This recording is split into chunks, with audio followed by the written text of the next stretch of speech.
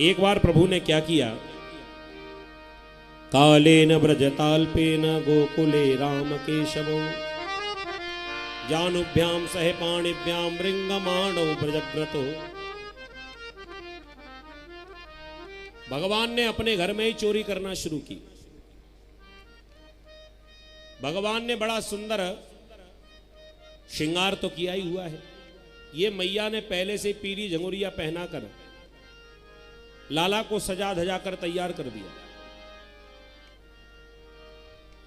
भगवान के पैरों में सुंदर सुंदर पायल पहना दी, हाथों में बढ़िया सोने के कंगन पहना दिए। भगवान के घुंघराले अलकावली घुंघराले बाल हैं, तो सबको पकड़कर एक चोटी बना दी और चोटी में एक मोर पंख लगा दिए। आंखन में मोटो मोटो काजर लगा दियो, गले में मोतन की माला पहना दी, कमर में करधनी पहना दी। मेरे लाला को काई की नजर ना लगे सो माथे पर काजल को एक चूलो भी बना दियो। और तो और ये कन्हैया कहीं घर से सरपट निकल ना जाए, कहीं दौड़ के जाएगो सो जाके गले में घंटी बांध दी। गले में घंटी भी लटक रही है।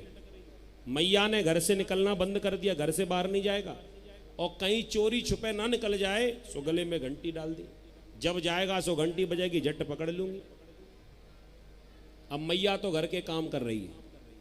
आज भगवान ने सोची कि बाहर तो ना जाऊं, आज घर में ही चोरी करता हूं। सो आज भगवान जैसे ही चले सो घंटी बजी। सो भगवान ने घंटी को इशारा किया, बिल्कुल साइलेंट मोड पे चली जाओ। जैसे मोबाइल साइलेंट कर लेते ना, घंटी बंद। ऐसे ही भगवान के गले में जो घंटी टंगी हुई है, आज भगवान ने उस घंटी को भी बंद कर दिया, बिल्कुल आवाज नहीं निकलना चाहिए। घंटी ने भगवान की आज्ञा मान ली। भगवान चलकर गए रसोई घर में, घंटी नहीं बजी। एक मटकी उठाकर नीचे बैठ गए, जानुभ्याम सह पाणिभ्याम, गोद में बैठे, गोद में रख ली मटकी को, घंटी ना बजी। माखन खाने के लिए मटकी में हाथ डाला, घंटी ना बजी। और जैसे ही माखन निकाल कर अपने मुख में रखा, सोई घंटी बड़ी जोर से टन टन टन टन बजने लग गई। और घंटी बजी, सोई मैया के कान खड़े हुए, घंटी कहाँ बज रही है? लगता है कन्हैया घर से निकल गए हो, लेकिन भगवान तो रसोई घर में ही थे। भगवान ने घंटी को बंद किया। अब घंटी बंद ही ना हो, बजती जाए। भगवान ने कहा चुप हो जा, मैंने तुझसे कहा था ना कि बोलना मत। हाथ जोड़कर घंटी ने कह दिया, महाराज भले ही 24 घंटे ना बजो, लेकिन जिस समय आप कछु खाओ, जब आपको भोग लगे, तो बिना मेरे बजे तो भगवान को भोग लगी ही नहीं सकता है, इसलिए मुझे बजना पड़ा।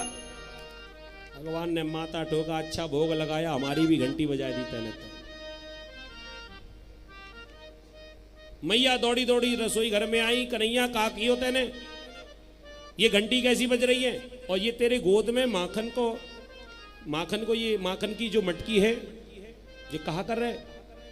भगवान कहने लगे, मैया कहा बताऊं, एक भयंकर एक बंदर आ गए हो, और वह बंदर से मैंने इतना युद्ध लड़े हो, बड़ी मुश्किल से ये मटकी को मैंने छीन पायो।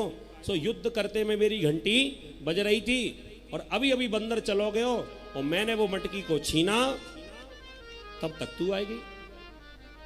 मैया कहने लगी, सही बता, ये बंदर से लड़ाई भई है, कहते खुद ही चोरी करवे आए माखन खाए हुए।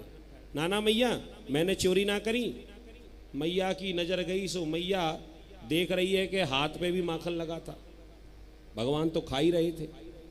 मैया ने कहा, चोरे कन्हैया, ये तेरे हाथ में माखन कैसे लगो?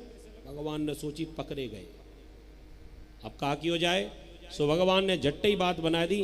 वो ऐसा है कि मैया, मैंने जब मटकी को हाथ में पकड़ा तो क्या देखा, यहाँ में तो बहुत सारी चींटियां पड़ी हैं।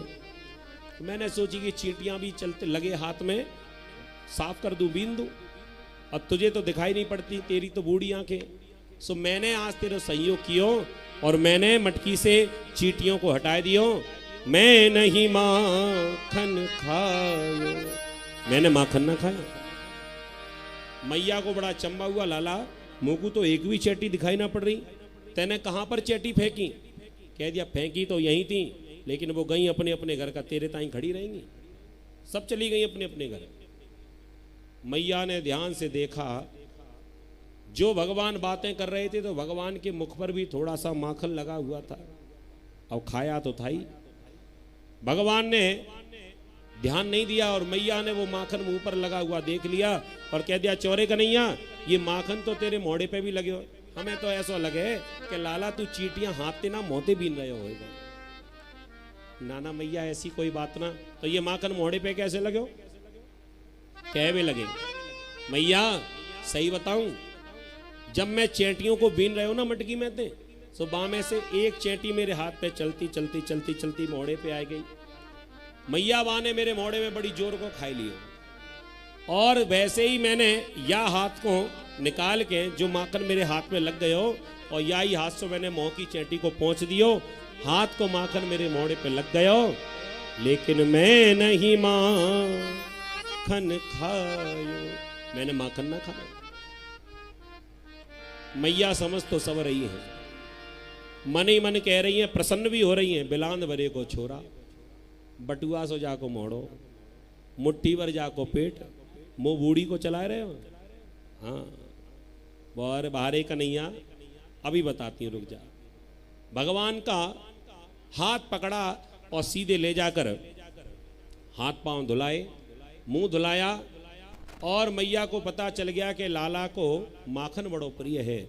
सो आज माखन रोटी लेकर आई और भगवान के सामने थाली रख दी और कह दिया, लाला चोरी मत कियो कर, तो को जितनी बार माखन चाहिए मैं ही लाकर तो को दूंगी। भगवान माखन रोटी बैठकर खाने लगे। अब भगवान को तो घर को माखन अच्छो ही ना लगे, भगवान तो ये देख रहे हैं कि कब मैया जाए और कब मैं गोपियों के घर में चोरी करने जाऊं। सो भगवान ने थोड़ा बहुत, जब तक मैया देख रही तब तक तो खाया, और जैसे ही मैया हटी सो माखन रोटी वहीं पड़ी रह गई। भगवान जाने लगे। माखन रोटी जो छोड़ दी थाली में, कागभूषुंड जी ने देखा कि ये भगवान का झूठा प्रसाद है। मैया तो इतनी बोली है कि वो भगवान के उच्चिष्ट प्रसादी की महिमा जानती नहीं है, पता नहीं कि ये झूठे माखन रोटी को कहां डाल देगी, और कहीं ये झूठी रोटी मुझे मिल जाए तो मेरा तो जीवन ही सफल हो जाएगा। सो आज भगवान से इशारा किया, महाराज ये रोटी अब आप तो खा नहीं रहे हो, तो आपकी झूठी प्रसादी हमें मिल जाए तो। भगवान ने कहा आ जाओ। अपने हाथों से माखन रोटी खिला रहे कागभूषुंड जी को।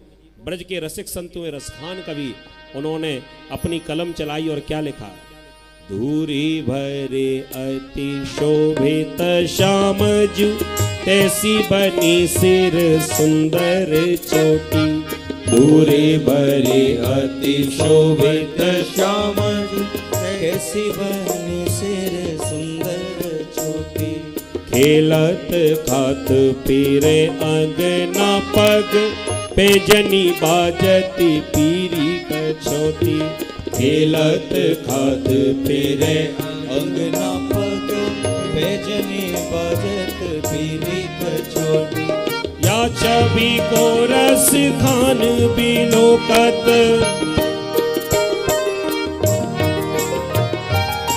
या छवि को रस खान बिलोकत, पारी हजारी कला निधि कोटि, काग के भाग बड़े सजनी, हरि हाथ सोले गयो माखन लोटी, काग के भाग बड़े सजनी, हरि हाथ सोले गयो माखन रोटी, हरि हाथ सोले गयो माखन रोटी, हरि हाथ सोले गयो माखन रोटी।